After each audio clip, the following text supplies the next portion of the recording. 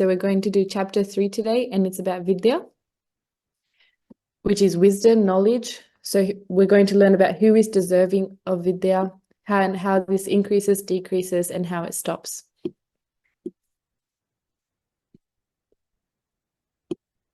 Did many of you get a chance to actually read the blog? Because it was posted only yesterday. It's quite long. It's probably one of the longest chapters.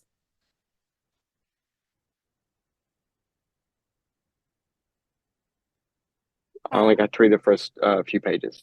Yeah, Okay. I started it, wasn't able to finish it yet, but Hal messaged in the chat saying he's done it. Yeah, okay. Cool.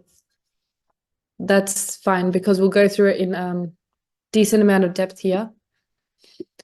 So firstly, if one reads knowledge, if one reads Vidya to become understanding with good thoughts, then it will be like Amrit, it will be nectar.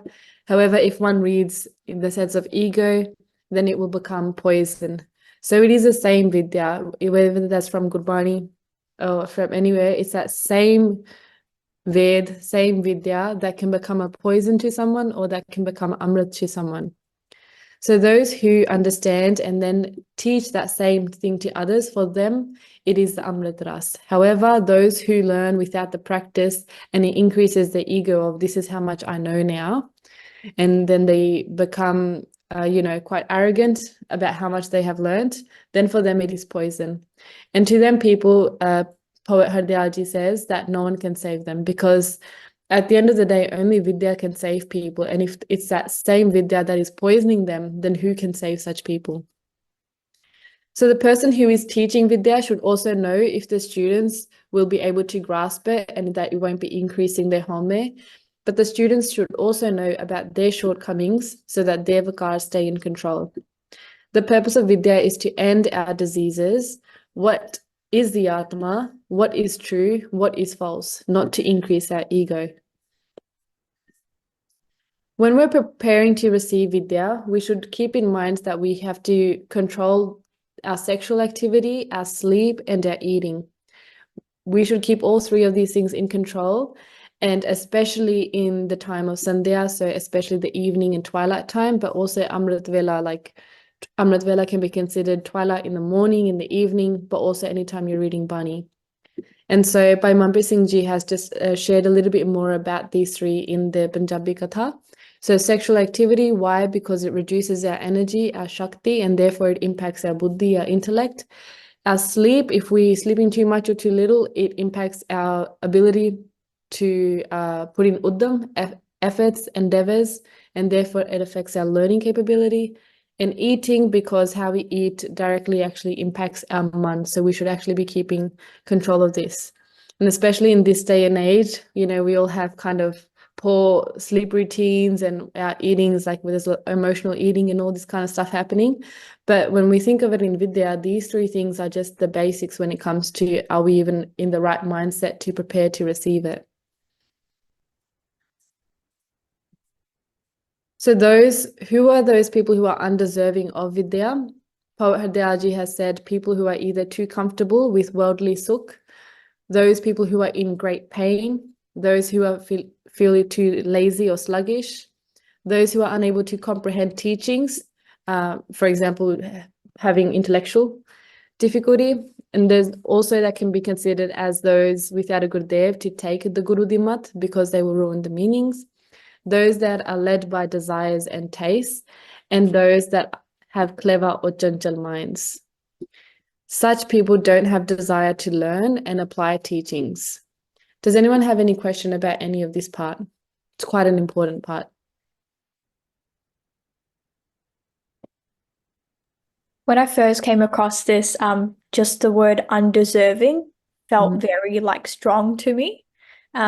Just because we do say that Gurbani is for all and this path and everything is for all. So just seeing this come up, like all of these people are undeserving of Vidya, it was a bit, it does make sense why it said this, because obviously if people with these kind of characteristics or behaviors, even if they do try to learn Vidya, it'll be very difficult for them to, take it in properly and be able to accept it. So yeah, I kind of took that away from it, if that's what it's trying to imply. But maybe lost in translation, the word undeserving just felt very strong to me. Yep. Say, for example, someone who's very very comfortable in the world, right? That's enjoying their Netflix every day. They go play golf on the weekends and such. And then we're trying to have a vichar about Gurbani, right? What will happen in such a dialogue is it feels like the beauty of Gurbani is just not being respected in that such a type of situation, because they're going to be feeling very comfortable. Oh, I don't need this, or who cares about that? So the way that we kind of take the word undeserving is that this vidya of my guru is so beautiful, so precious, and we call it like a gem. And then in which houses do we want to take it? Someone who's very comfortable, they're just going to be so careless with it. And someone who's greatly in pain, they're just going to be like, no, this is the reason for this pain. They're going to think opposite to it. Lazy, sluggish, they're also going to be doing a lot of things that we wouldn't feel comfortable with, I know the word undeserving does feel strong, but it also feels right in a sense. Yeah, I feel like all of the ones listed completely make sense as to why it said that. Just the one where it says unable to comprehend teachings. Yeah. That one kind of stood out to me because it just made me think back of all of those sakis and stuff where Maharaj would do so much Gedba of people that don't even know how to read and write and stuff like that, right? So it's more kind of the Shakti of Gurbani itself. I've heard even in the modern time, people they're not understanding what's being said. And it's the first time they're sitting in the darbar and listening to the Gurbani, but the effect that it's had on them is something, beyond comprehension. So that was another one that was a bit like, just because somebody might seem like they're unable to comprehend the teachings, why are we judging it based on their mat? And why are we not trusting that Gurbani has the Shakti to do kirpa on anyone, not depending on, where they're intellectually at? And that's where Gurbani is, right? That's where Gurbani is, that point of difference, that it's a game of prem. And where there is prem, anything can happen. Hanji. Yeah, that's a good point.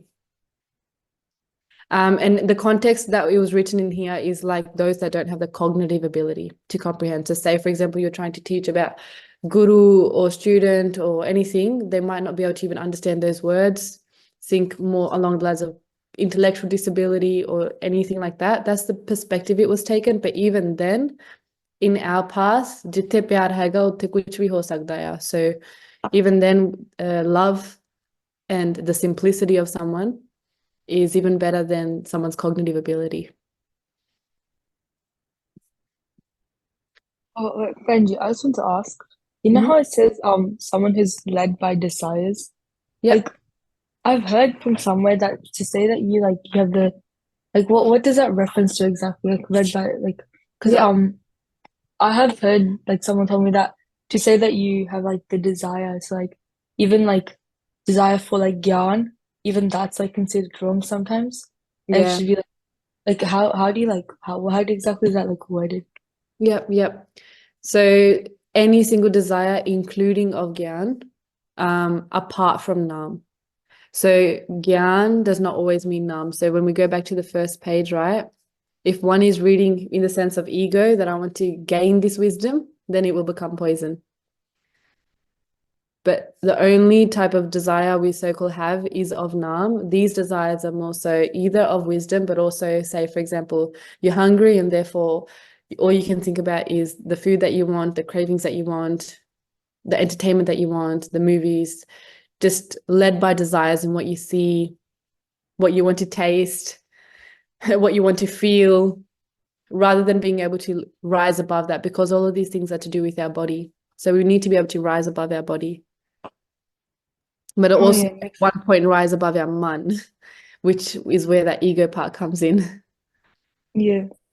I think a similar question was also asked to my Privijin. They did vichar of it, and they kind of said that there's two types of desires. And they said that especially in the beginning stages, if somebody's just starting out, if they have certain desires that lead them closer to Maharaj, like the desire to, you know, learn more, the desire to have darshan or do certain seva, whatever it may be. In the starting phases, those are good desires and you should hold on to those. But then eventually it comes a phase where you need to let go of like all of those desires as well and completely just I think accept it.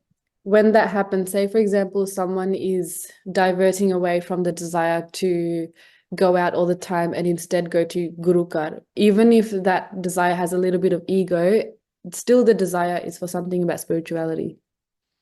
That's the main thing. And then Yeah. still we should be correcting them, but actually I know you want to go to Gurukar, but do you know what it is that you're desiring, and fine-tuning that it is Naam that they're after? Always pointing back to Naam. So learning time, then there's a stanza about learning time, and the main part about that is that we should have a break in our learning and we should be able to digest and introspect on what we are learning on. So the first week was about Dharam and the second week was about Guru.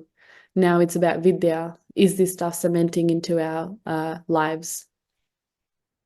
Next part was about the quality and the place of learning. So it should be a calming atmosphere, it should be light and serious as needed. The physical space should be clean. It's the duty of the student who has learned more to be teaching the other students who are still learning. So rather than acting in jealousy, have that positive environment within the students as well. And even things like the temperature, making sure that it's a cool temperature, not too hot where we're getting sluggish. So sometimes, you know, we say "Sadatya ani lagda," but we don't think of these basic things of the visual clutter and the cooling temperature. These are also very important. Just quickly, there was on the those undeserving list just prior was I had a question about Shansha, like the clever-minded. I mean, Yep. I don't. Is that oh, sorry, cat. I don't know. Is it a reference to being clever? How so? I would figure cleverness would be So helpful. the connotation is more like mischievous. Mischievous. Yeah. Okay, I see. Clever in So that like looking to cause trouble. correct. Mm, Not clever in the sense intelligent. That's not the connotation of the word gentle. okay, okay. I've met some of these. Yes. Gentle. Cool. So when we do have Vidya, how does that increase? Keeping love for the scriptures that we are learning from, maintaining a clean Buddha intellect. So all of this is coming from love.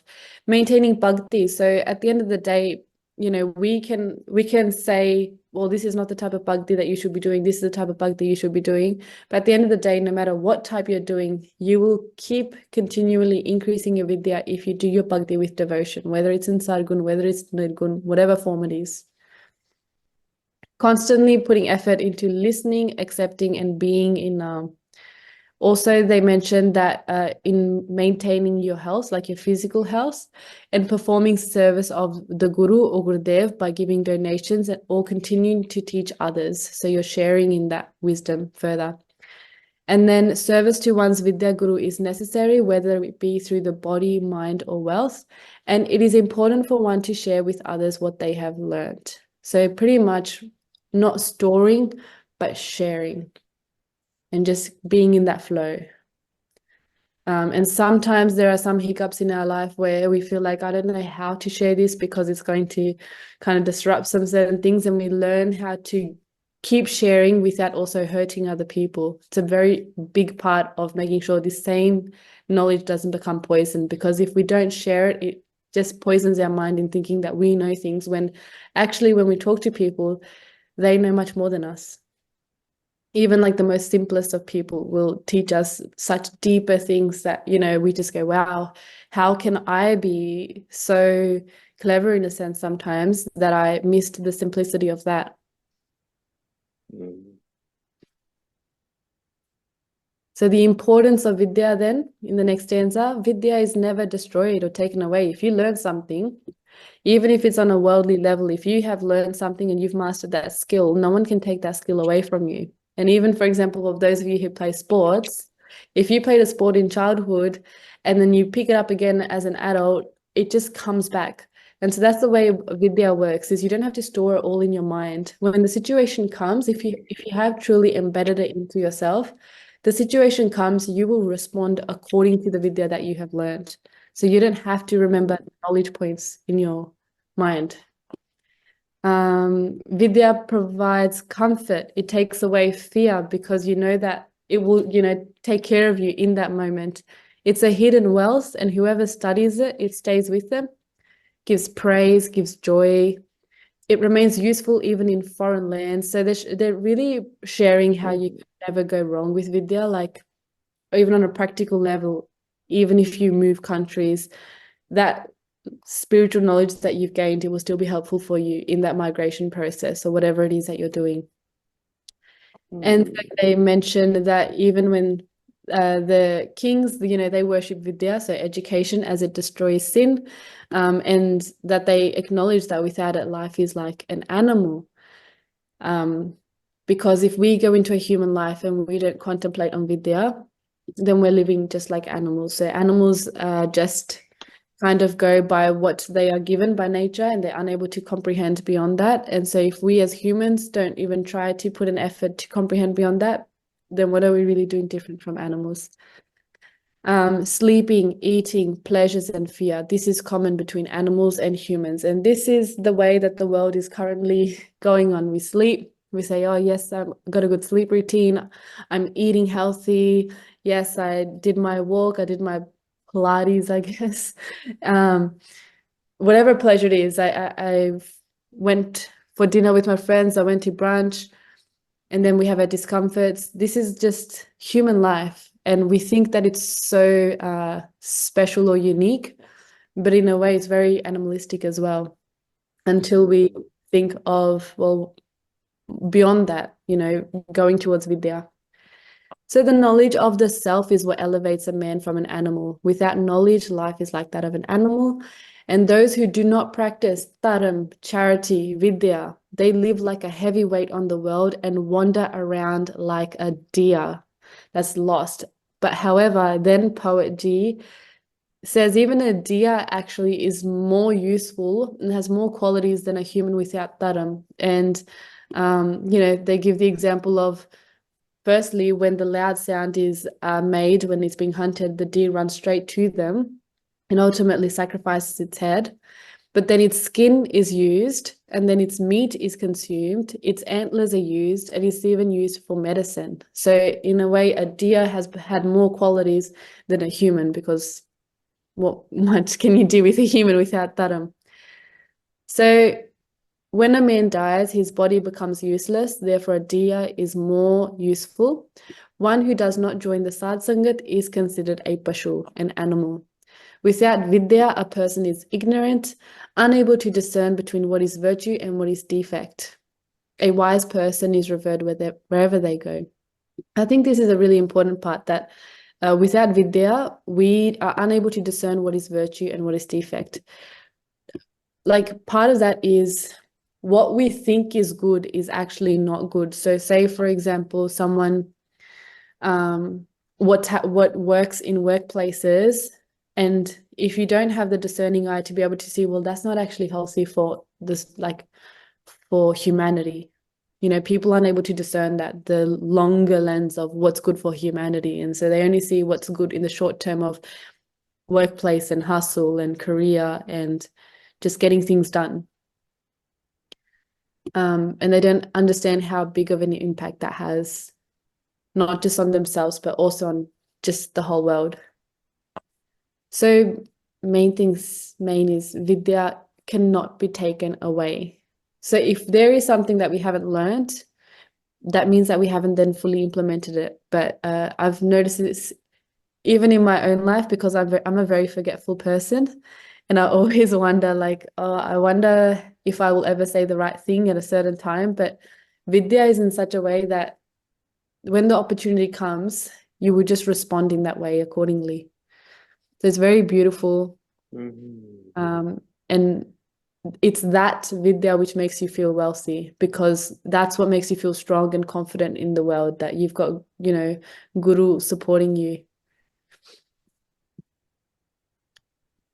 Which goes into the point then. If someone learns even an alphabet bit of knowledge, even a tiny, teeny bit of knowledge from someone, but does not do service to their guru, then they will be reincarnated in the life form of a dog 100 times, and therefore be born into a household where they are born poor in both wisdom and wealth.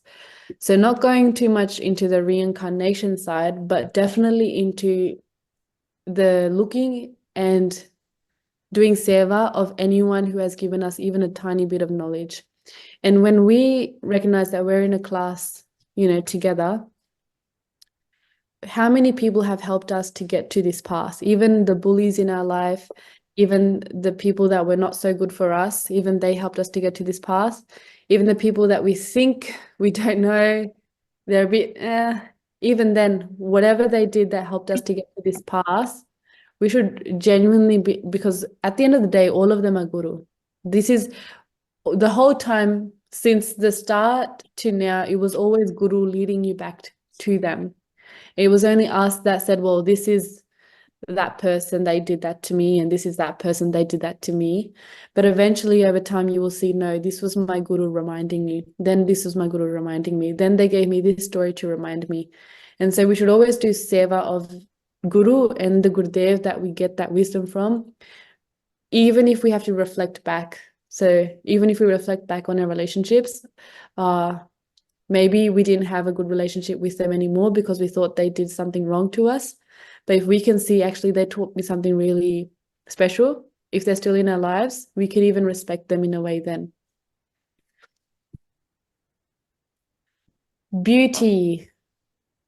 So imagine there's a person who's really charming and wealthy and physically strong, has lots of friends.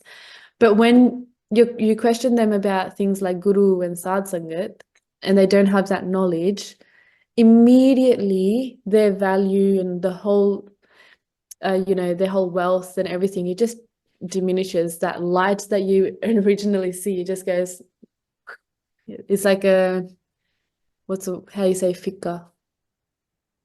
Dull.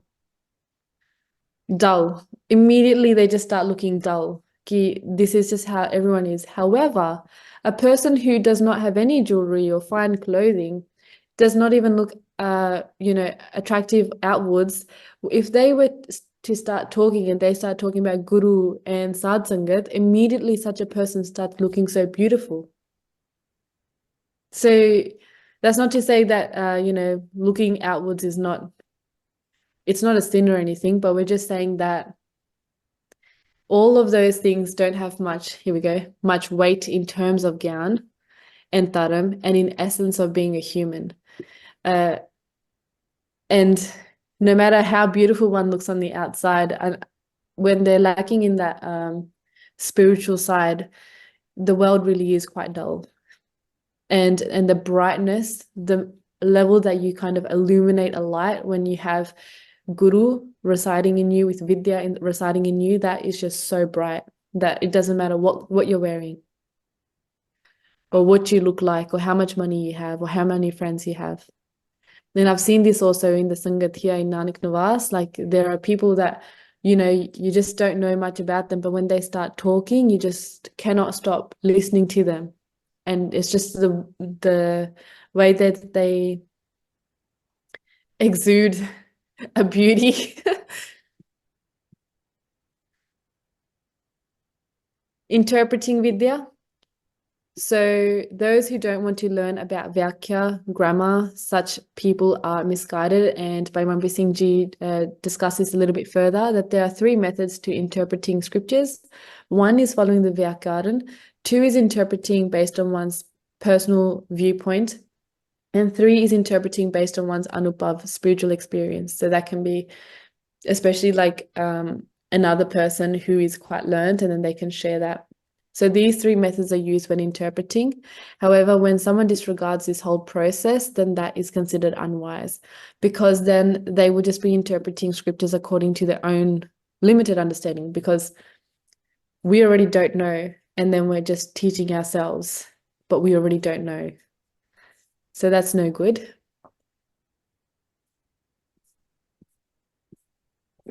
Follow-up question.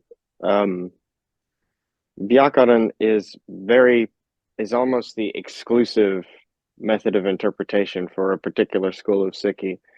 That is the most prevalent, and what a lot of us have probably run into at like Gurdwaras and from Gyanis and Bhai Sahibs.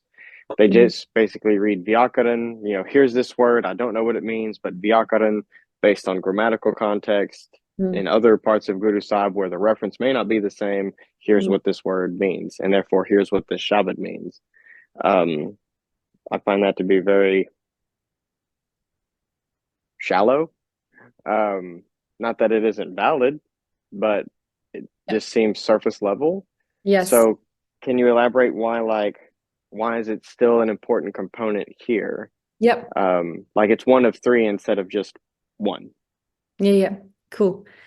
Yeah, I agree. It kind of feels like it's superficial because it's missing that light of prem behind it. So I'll just share from my personal experience then. I did not have the opportunity to learn, in a way that some others might have. The way that I understand that Rag Kirtan works is when you sing a shabd the right way, a lot of the grammar and stuff, it just falls into place anyway. So I was thankfully guided a lot just by that. And then when you also understand the meaning of Gurbani, then also the pauses and all such also start falling in place, because you're reading it, and with the seeing as well, you're reading it, you know where to pause, you know how it's being said. But now I look back and I am actually putting a lot of effort into trying to learn the basics, because it's just the foundations. I really feel like it's a skeleton. It's a skeleton. And now I'm thinking, well, the skeleton is too frail. What's the point of all this when I want a really strong skeleton? But definitely the way that it's missing the prem and the love, that is, yes, definitely something to discuss. Well, it's a professor, not the Professor Puran Singh, but another one, later 19th century Puran Singh, and I believe a Professor Darshan Singh, are very prominent exponents of Vyakaran only interpretation. So I mean, technically you could say it's their personal point of view, so they could technically be working in some of that step 2, just not saying it. And of course they probably are by mistake, but they seem to delete I would say number 3 entirely.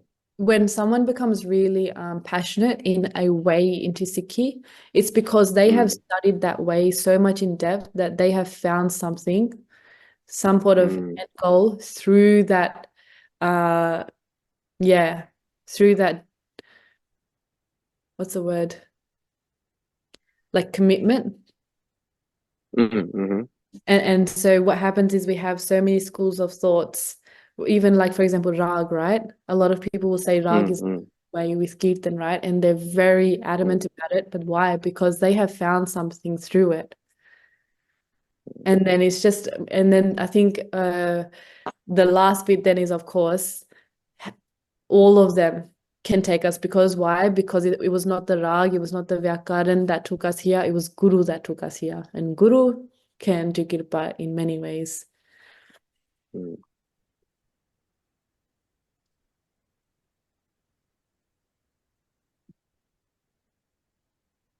But I don't know these people personally, but generally I like to say that the people that are very passionate about a viewpoint, it's probably because they've experienced something through it.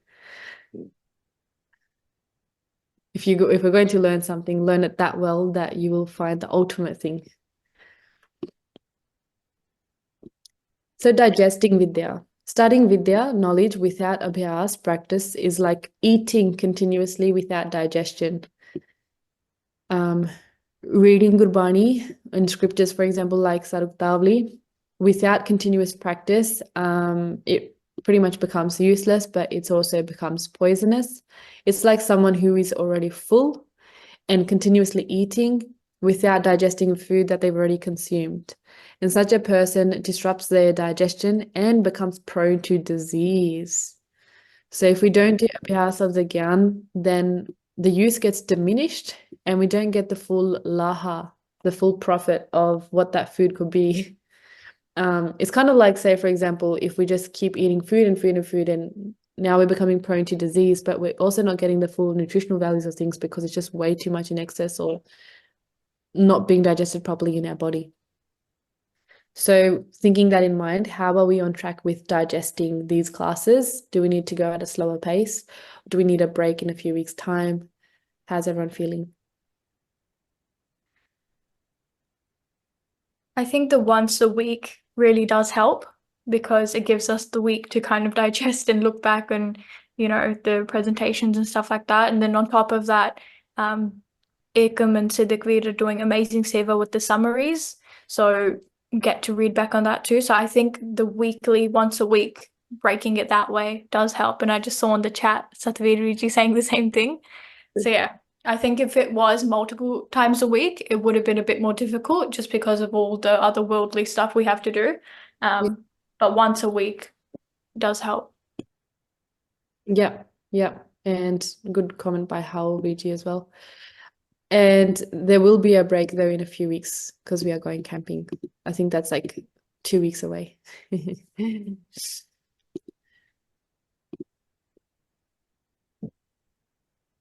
Let me know, guys, if you ever feel like there's too much happening. Just send me a personal message, and if lots of people send me it, then I'll take the hint. So what is the nature of Vidya? Vidya is like a mum who takes care of her son. In the same way, Vidya takes, care of a person. Like that wisdom literally takes care of you. It will literally protect you from certain situations because of the way that you're able to respond to them. In the way a wife loves her husband, in the same way, Vidya loves the person who takes care of it. So if we are taking care of Vidya, then Vidya will take care of us. Vidya, like a friend, would take care of us and remove the dukh and sort out every task. So friends are there with us in life and they're seeing us through life. That's what Vidya is like. And it also provides padarat, treasures, and respect. So, again, it's a typo there, sorry. It's not the aim of a Sikh, but it does give you a lot of worldly comforts or pleasures or treasures along the way. So just like water is collected in low places, Vidya is collected in a mind that forever stays in humility. Contemplating scriptures, the wise are liberated of ego. They shine bright in the morning and give light to all those who possess a clear vision. But the foolish get trapped in their spiritual ego, like an owl who never sees the sun and stays in the darkness. Vidya becomes a light. And when we're saying Vidya, we mean spiritual education, we mean Gurmat. These things will always be then with us. Any questions on this bit? Just some nice analogies, I guess.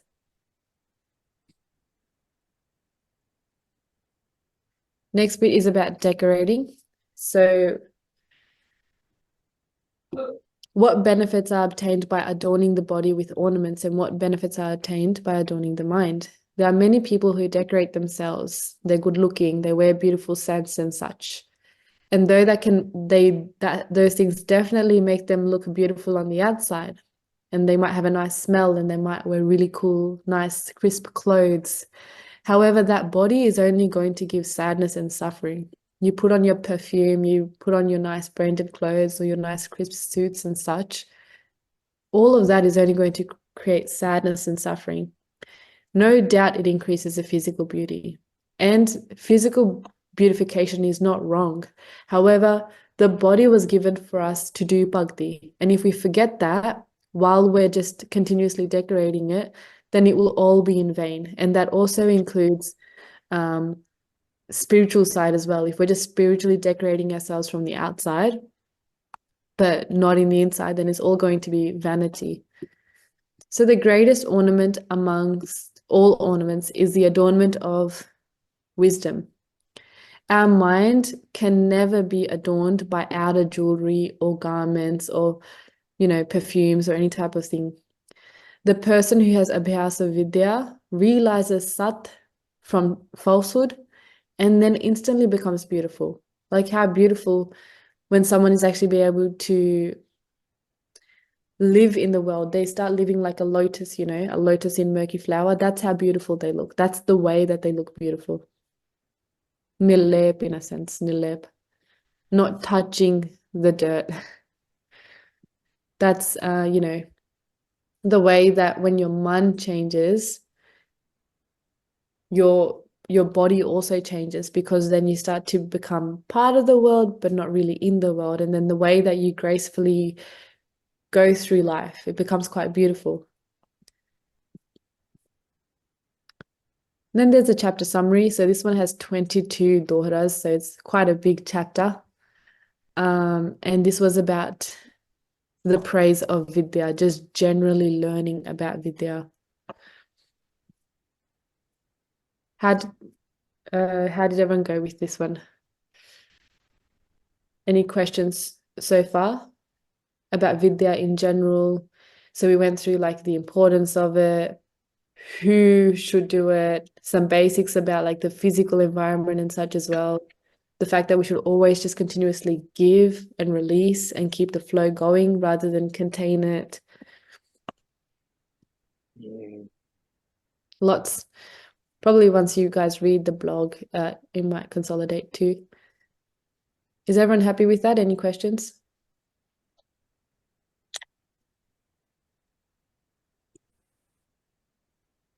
The abhyas of practicing vidya, of practicing gyan.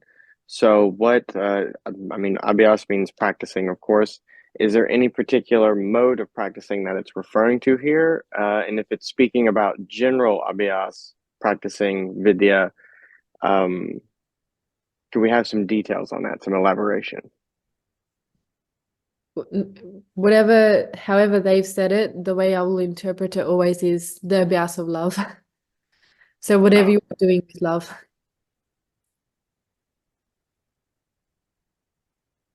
Whatever it is. Whether the abhyas is in the morning, nitnem, whether it's kirtan, whether it's wearing bana, whether it's doing Jodhyandi Seva, Langar, all of that is abhyas, because at the end of the day, abhyas for us is, to jap naam continuously. So that jap naam tu hi, continuously, that prem, abhyas.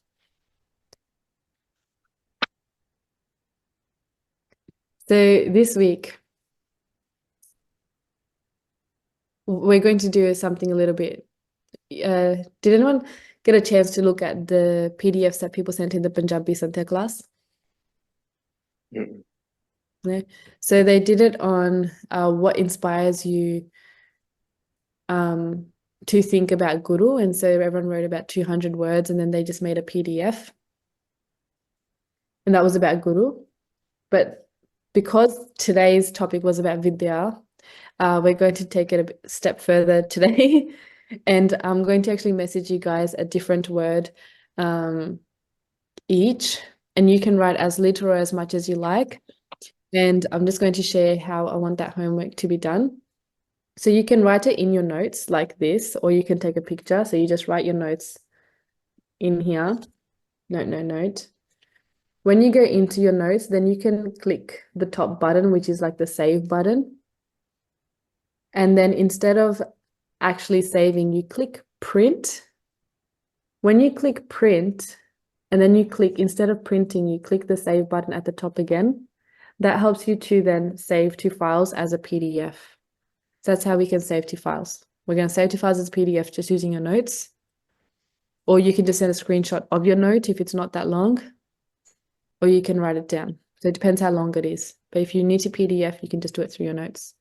I'm going to send you a term each that according to the world has a different meaning, and according to Gurbani, it has a different meaning. So you're going to go through Gurbani, so you should probably download, make sure you have the app iGurbani. And then if you have any difficulty, message me. And this is also going to be to everyone else that's in the group as well. So we'll know who's actually engaged. And you can just search in here. And then you can search the full word. So if I say the word is Supna, you can actually type in the word Supna and find all the shabads that have the word Supna. Or you can write it in full word Gurmukhi or full word English. So you can write the word sleep. So you're going to be using Gurbani, learning from Gurbani a specific term, and you're welcome to add in any other term that you feel is like relevant. So say, for example, I give someone the term eyes, you might think, okay, I want to also write about tongue or something. You might find that it's relevant.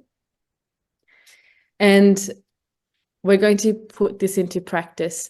We're going to try and avoid the words hukam and naam, because when we go too much into oneness, then we can't actually zoom out and see the briki, the fine points of what we're trying to learn. So at the end, you can kind of sum it up. If it goes into hukam and naam, that's fine. But we want to really speak of what is the meaning of this according to, English and just worldly knowledge versus what is Gurbani using this word for. Okay. So don't use the words hukum and naam, right? Try to avoid. So we want to go into, we want to use the language of anek instead of ek.